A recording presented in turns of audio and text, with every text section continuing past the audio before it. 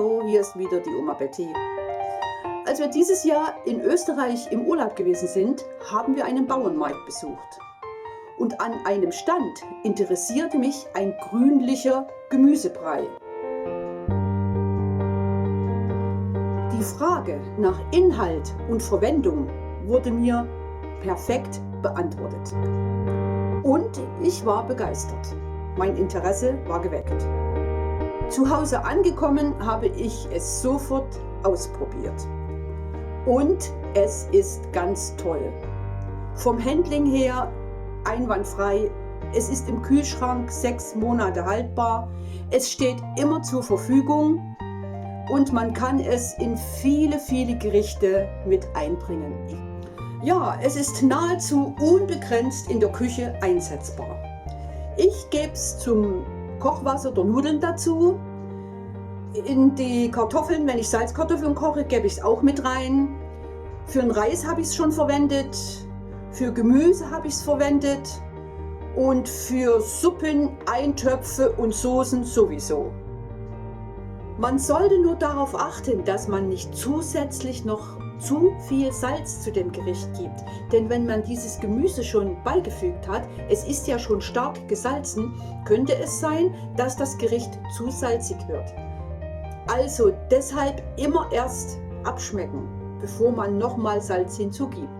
Auch wichtig wäre, dieses Gemüse immer mit einem sauberen Löffel zu entnehmen. Nicht, dass man Bakterien reinbringt, denn das sollte ja wirklich 6 Monate haltbar sein im Kühlschrank. Also, jetzt werden wir zusammen mal starten. Ich verwende dazu Pastinaken oder Petersilienwurzel genannt, ca. 200 Gramm. Vom Lauch, von den Karotten und vom Sellerie nehme ich auch jeweils 200 Gramm. Weiterhin verwende ich Zwiebeln, 2 Stück in dieser Größe, ein walnussgroßes Stück Ingwer und eine Knoblauchzehe. Und zusammen verwendet, das habe ich schon mal in einem Video von mir erwähnt, zusammen verwendet erhöhen sie die antioxidative Wirkung um 50%. Die sollte man, wenn es irgendwie möglich ist, immer zusammennehmen. Weiterhin nehme ich Schnittlauch, einen ganzen Bund, Liebstöcke, einen ganzen Bund, ist auch in letzter Zeit wieder in Mode gekommen, ist ein sehr kräftiges, intensives Gewürz, und Blattpetersilie. Ich nehme die Blattpetersilie lieber als wie die gekrauste, denn die Blattpetersilie ist im Geschmack doch etwas intensiver. Weiterhin braucht ihr dazu 250 Gramm Meersalz oder Steinsalz. Ich habe mir da schon mal einen kleinen Vorrat angelegt. Ich habe hier ein totes Meersalz, naturbelassen, und das ist auch ganz wichtig, dass es naturbelassen ist und unjodiert. Und grob finde ich es am allerbesten zum Verarbeiten.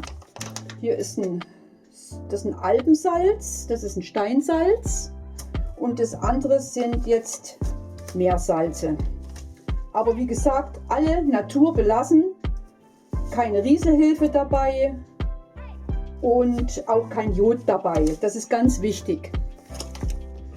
Das Waschen, Putzen, Schälen und Kleinschneiden können wir uns eigentlich hier sparen oder halt ein bisschen einkürzen. Das kann jeder selbst, das brauche ich hier nicht zu dokumentieren. Nun ist alles gewaschen und geschält und jetzt geht es ans Schneiden. So 1 cm große Stücke sollten es sein.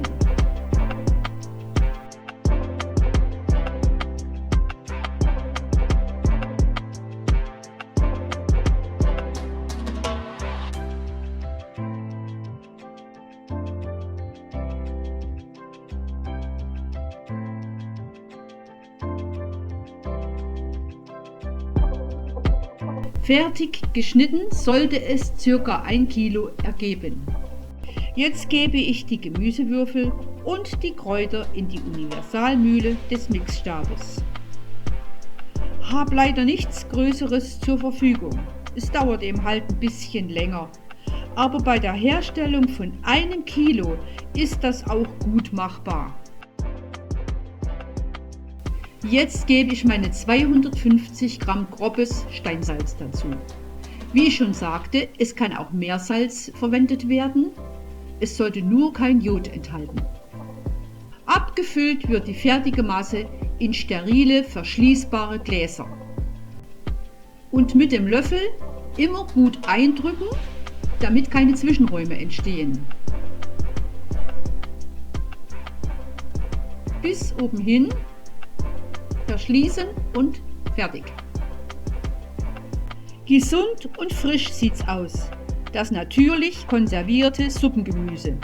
Jederzeit für viele Gerichte einsetzbar.